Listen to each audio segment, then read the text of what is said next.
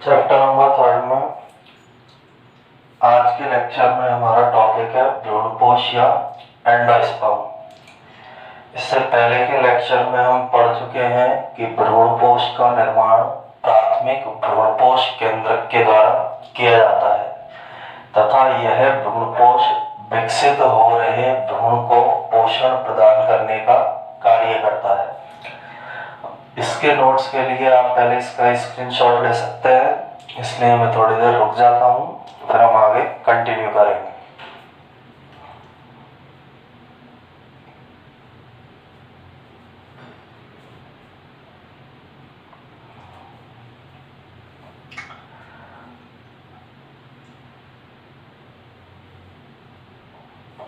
और इसमें सबसे पहले भ्रूणपोष आवृत बीजी पौधों में त्रिक संलयन की क्रिया के द्वारा निर्मित होता है। पिछले लेक्चर में जस्ट हमने पढ़ा है कि आवृत बीजी पौधों में त्रिक संलयन की क्रिया के द्वारा भ्रूणपोष का निर्माण होगा और यह त्रिगुणित संरचना होती है। त्रिगुणित का भी रीजन हमने पिछले लेक्चर में बताया था।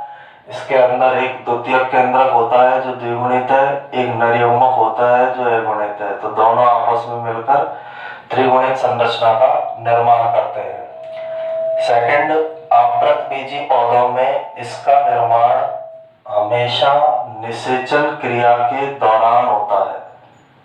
जब निषेचन क्रिया चल रही होती है उस दौरान ही आवृत बीजी पौधों के अंदर भ्रूणपोष का निर्माण होगा, जबकि अनावृत बीजी पौधों के अंदर इसका निर्माण निषेचन क्रिया से पूर्व होता है। अनावृत बीजी पौधों में भ्रूणपोष निषेचन क्रिया से पहले बनेगा और अनावृत बीजी पौधों में यह अगुणित संरचना होती है। क्योंकि यह निषेचन नहीं हुआ है, निषेचन से पहले ही भ्रूणपोष का निर्माण हो गया है, इसलिए अनावृत बीजी पौधों में यह अगुणित संरचना होती है। इसके बाद भ्रूणपोष के विकास के आधार पर किस तरह से भ्रूणपोष का विकास हो रहा है उसके आधार पर भ्रूणपोष के 3 प्रकार होते हैं। इसके फर्स्ट प्रकार को केंद्रकीय भ्रूणपोष बोला जाता है, सेकंड प्रकार को कोशिकीय भ्रूणपोष बोला जाता है और थर्ड प्रकार को हेलोवियल भ्रूणपोष बोला जाता है। भ्रूणपोष के विकास के आधार पर यह 3 प्रकार का होता है। इसमें सबसे पहले केंद्रकीय भ्रूणपोष। केंद्रकीय भ्रूणपोष में प्राथमिक भ्रूणपोष केंद्रक में स्वतंत्र रूप से केंद्रकीय विभाजन होते हैं, केंद्रक के अंदर विभाजन होते हैं, जिससे अनेक केंद्रकों का निर्माण हो जाता है। यानी इसमें सबसे पहले प्राथमिक भ्रूणपोष केंद्रक के अंदर अनेक विभाजन होंगे, स्वतंत्र केंद्रकीय विभाजन होंगे, जिससे बहुत सारे केंद्रकों का निर्माण हो जाता है। सेकंड, इसमें केंद्रक परिधि पर विन्यासित होते हैं। यहाँ देखिए इस डायग्राम में ये भ्रूण है, ये स्वतंत्र केंद्रक है, ये रिक्तिका है और ये कोशिका द्रव्य है। तो केंद्रकीय भ्रूणपोष में केंद्रक परिधि पर पाए जाते हैं। ये केंद्रक है जो परिधीय भाग में उपस्थित है। सारे के सारे जो केंद्रक है वो परिधीय भाग के अंदर पाए जाते हैं और मध्य में बड़ी रिक्तिका का निर्माण होता है और इसके बीच में एक बड़ी रिक्तिका पाई जाती है। केंद्रकों के चारों ओर भित्ति के निर्माण से यह कोशिकीय रूप में परिवर्तित हो जाता है। स्टार्टिंग में इसमें एक बड़ी रिक्तिका बनेगी, केंद्रक बनेंगे और ये केंद्रक परिधि पर उपस्थित होंगे। कुछ समय बाद इन सभी केंद्रकों के चारों ओर इस तरह से भित्ति का निर्माण होगा और जब इनके चारों ओर भित्ति का निर्माण हो जाता है तो यह कोशिकीय भ्रूणपोष में रूपांतरित हो जाता है। स्टार्टिंग में केंद्रकीय प्रकार का रहेगा, लेकिन बाद में इसकी केंद्रकों के चारों ओर भित्ति का निर्माण होने से यह कोशिकीय रूप में परिवर्तित हो जाएगा। नेक्स्ट, आवृत बीजी पौधों के लगभग 56% कुलों में केंद्रकीय प्रकार का भ्रूणपोष पाया जाता है। आवृतबीजी पौधों में जितने भी कुल आते हैं उनके 56% कुलों के अंदर केंद्रकीय प्रकार का भ्रूणपोष पाया जाएगा। इसका एक एग्जाम्पल है केंद्रकीय भ्रूणपोष का, नारियल का पानी। नारियल के अंदर जो पानी उपस्थित होता है वो द्रव्य रूप में है और इस द्रव्य के अंदर अनेक केंद्रक उपस्थित होते हैं। नारियल का पानी केंद्रकीय भ्रूणपोष है, द्रव्य या तरल रूप में पाया जा रहा है और इस तरल रूप के अंदर अनेक केंद्रक उपस्थित होंगे।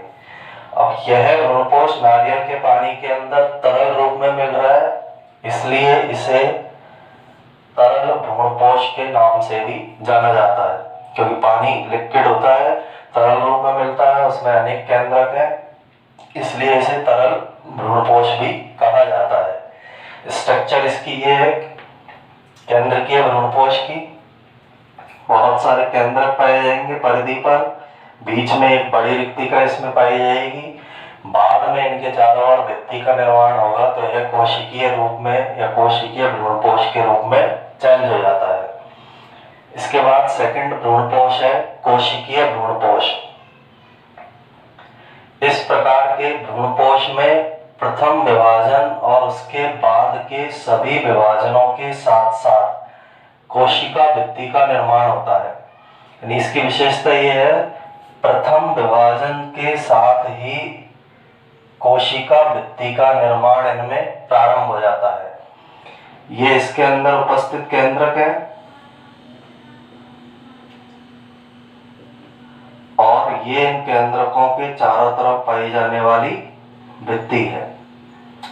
तो कोशिकीय भ्रूणपोष के अंदर पहला जैसे ही विभाजन होगा केंद्रक में, वैसे ही भित्ति का निर्माण स्टार्ट हो जाएगा और उसके बाद के सभी विभाजनों के साथ साथ भी भित्ति बनती रहती है।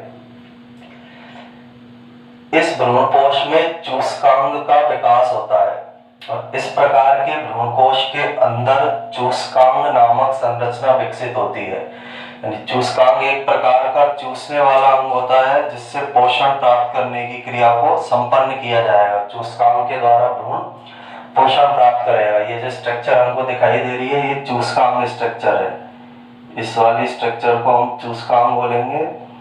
तो कोशिकीय भ्रूणपोष के अंदर चूस्कांग का विकास होगा और इसका एग्जाम्पल है गैमोपेटेली वर्ग के सदस्य। आवृतबीजी पौधों में जो गैमोपेटेली वर्ग है उसके सदस्यों में कोशिकीय प्रकार का भ्रूणपोष मिलेगा। उनमें भी एक पौधे का नाम है बरबैस्कम। बरबैस्कम पौधे के अंदर कोशिकीय प्रकार का भ्रूणपोष पाया जाता है। इसके बाद थर्ड प्रकार का भ्रूणपोष है हमारा हेलोबियल भ्रूणपोष। हेलोबियल भ्रूणपोष को मध्यवर्ती भ्रूणपोष भी कहा जाता है, क्योंकि इसके अंदर कुछ गुण केंद्रकीय भ्रूणपोष के और कुछ गुण कोशिकीय भ्रूणपोष के पाए जाते हैं। दोनों प्रकार के भ्रूणपोषों के मध्य वाले गुण इसके अंदर उपस्थित है, दोनों के गुण उपस्थित है, इसलिए इसे मध्यवर्ती भ्रूणपोष के नाम से भी जाना जाता है। हेलोबियल भ्रूणपोष में प्राथमिक भ्रूणपोष केंद्रक में प्रथम विभाजन के बाद भित्ति का निर्माण होता है जिससे एक बड़ी कोशिका और एक छोटी कोशिका बनती है। तो इन दोनों में डिफरेंस है, यहाँ प्रथम विभाजन के साथ ही भित्ति का निर्माण हो रहा है कोशिकीय भ्रूणपोष में, जबकि हेलोबियल भ्रूणकोश में प्रथम विभाजन के बाद भित्ति का निर्माण होगा। अब प्रथम विभाजन के बाद भित्ति का निर्माण होगा तो एक छोटी कोशिका का और एक बड़ी कोशिका का निर्माण होता है। इस प्रकार के भ्रूणपोष में निभाग वाले सिरे की तरफ एक कोशिका बनती है और बीजांड द्वार वाले सिरे की तरफ दूसरी कोशिका बनती है। निभाग सिरे पर जो कोशिका बनेगी वो छोटी कोशिका होगी, बीजांड द्वार सिरे पर जो कोशिका बनेगी वो बड़ी कोशिका होगी। यानी निभागीय प्राथमिक भ्रूणपोष केंद्रक में विभाजन हुआ, भित्ति निर्माण हुआ जिससे एक बड़ी और एक छोटी कोशिका बनती है।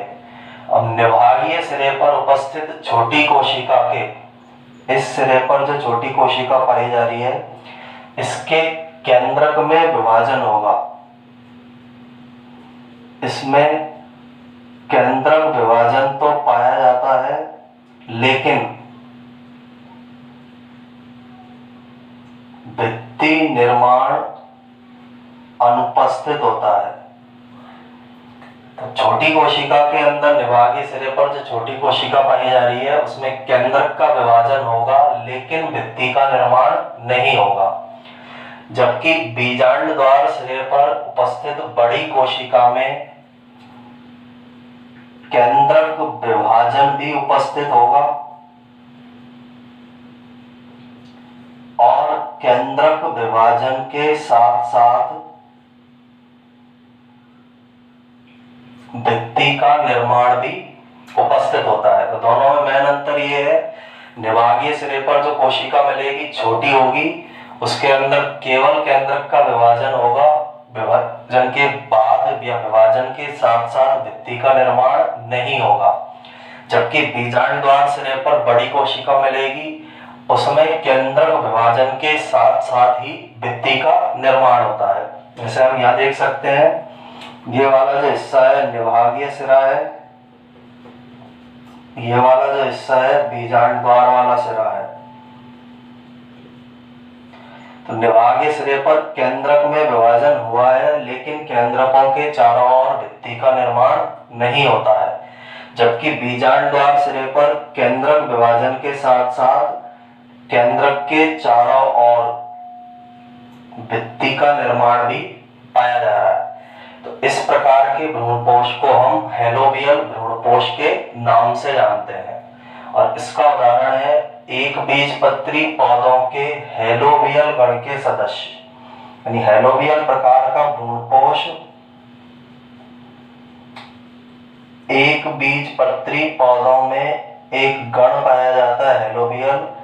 उस हेलोबियल गण के पौधों के अंदर हेलोबियल प्रकार का भ्रूणपोष पाया जाता है। इस गण के आधार पर ही इस भ्रूणपोष को हेलोबियल भ्रूणपोष नाम दिया गया है। तो विकास के आधार पर ये भ्रूणपोष के प्रकार हैं। विभिन्न प्रकारों के अंदर भ्रूणपोष को विभाजित किया गया है। एक बार फिर से इसको रिवाइज करें हम भ्रूणपोष को। सबसे पहला तो आवृतबीजी पौधों में त्रिक संलयन द्वारा बनता है, त्रिगुणित संरचना है, निषेचन के दौरान बनेगा। जबकि अनावृतबीजी पौधों में यह अगुणित संरचना है और निषेचन से पूर्व बन जाती है। तीन प्रकार के हो सकते हैं विकास के आधार पर, केंद्रकीय, कोशिकीय और हेलोबियल। केंद्रकीय भ्रूणपोष के अंदर केंद्रक के अंदर विभाजन होते हैं और स्वतंत्र केंद्रकीय विभाजन से अनेक केंद्रक बन जाते हैं। केंद्रक परिधि पर विन्यासित होते हैं, ये केंद्रक पाए जा रहे हैं परिधि पर विन्यासित, और मध्य में एक बड़ी रिक्तिका पाई जाती है।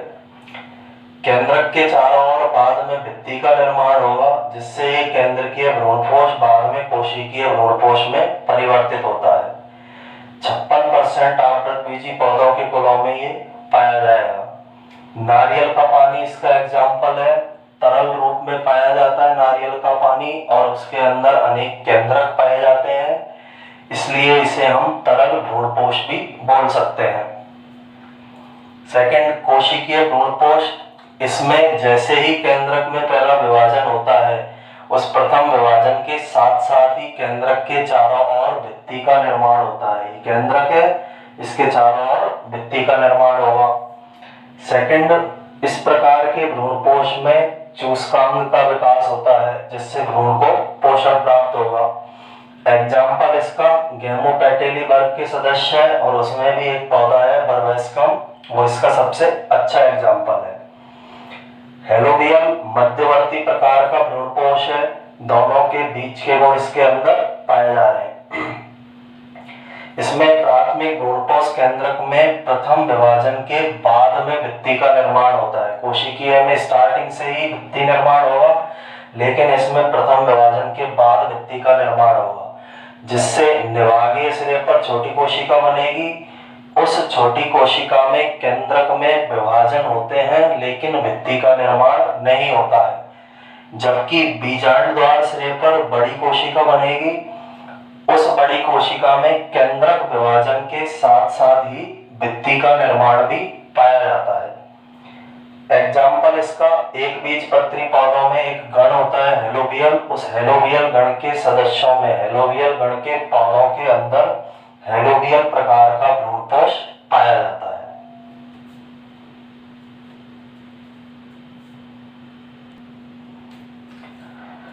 नेक्स्ट, भ्रूणपोष के कार्य, यानी पौधों के अंदर जो भ्रूणपोष पाया जा रहा है, इस भ्रूणपोष के द्वारा कौन कौन से कार्य संपन्न किए जाते हैं। तो सबसे फर्स्ट, भ्रूणपोष के अंदर हर पादप जाति के अनुसार कार्बोहाइड्रेट, प्रोटीन या वसा उपस्थित होते हैं। भ्रूणपोष की कोशिकाओं के अंदर कार्बोहाइड्रेट पाया जाएगा या प्रोटीन पाया जाएगा या वसा उपस्थित होगी। अलग अलग पादप जाति के अनुसार ये अलग अलग हो सकते हैं और ये सभी पदार्थ भ्रूण के विकास की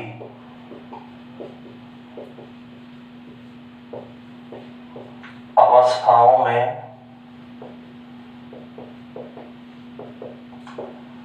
भ्रूण को पोषण प्रदान करते हैं। पहला कार्य भ्रूणपोष का है कि भ्रूणपोष की कोशिकाओं में पादप जाति के अनुसार अलग अलग प्रकार के कार्बोहाइड्रेट, प्रोटीन, वसा उपस्थित होते हैं जो भ्रूण के विकास की आरंभिक अवस्थाओं में भ्रूण को पोषण प्रदान करने का कार्य करते हैं। दूसरा, कुछ पौधों में कोशिकीय भ्रूणपोष के अंदर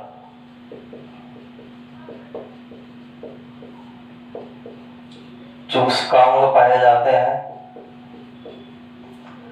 और ये चूस्कांग भ्रूणपोष के अंदर से अथवा उसके पास उपस्थित या बाहर उपस्थित कोशिकाओं से भोजन का चूषण करते हैं। भोजन को ये चूसते हैं, शक करते हैं, इसीलिए इन्हें चूस्कांग नाम दिया है। तो कुछ कोशिकीय, कुछ पौधों में कोशिकीय भ्रूणपोष मिलेगा, उनमें चूस्कांग मिलेंगे। वो भ्रूणपोष के अंदर से या भ्रूणपोष के बाहर उपस्थित कोशिकाओं से भोजन का चूषण करेंगे और उसे भ्रूण को उपलब्ध करवाने का कार्य करते हैं। तीसरा, भ्रूणपोषी प्रकार के जो बीज होते हैं, यानी ऐसे बीज जिनमें भ्रूणपोष उपस्थित होता है, यानी विकास के बाद भी जिनके अंदर भ्रूणपोष पाया जाएगा, कुछ उसका भाग शेष रह जाता है, उन बीजों को भ्रूणपोषी बीज कहा जाता है।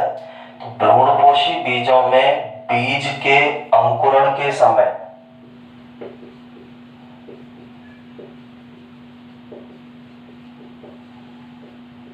यह भ्रूणपोष नवोद्भिद पौधे को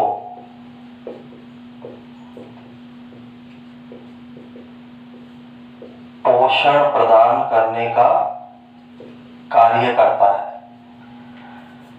तीन प्रकार के कार्य संपन्न किए जाएंगे। भ्रूणपोष की कोशिका में कार्बोहाइड्रेट, प्रोटीन या वसा उपस्थित है जो भ्रूण के विकास की अवस्थाओं में भ्रूण को पोषण प्रदान करते हैं।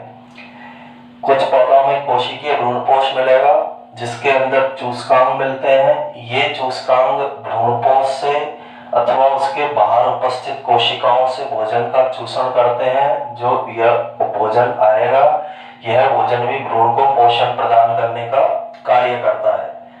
तीसरा, भ्रूणपोषी प्रकार के बीजों के अंदर भ्रूणपोष कुछ मात्रा में शेष रहता है, इसलिए बीज के अंकुरण के समय यह भ्रूणपोष नवोद्भिद पौधे को पोषण प्रदान करने का कार्य करेगा। यानी बीज से जब जैसे ही पौधा निकलता है उसे नवोद्भिद पौधा कहते हैं। तो कुछ समय के लिए यह भ्रूणपोष उस नवोद्भिद पौधे को पोषण प्रदान करने का कार्य करता है। तो तीन कार्य जो है पौधों के अंदर भ्रूणपोष के द्वारा संपन्न किए जाते हैं।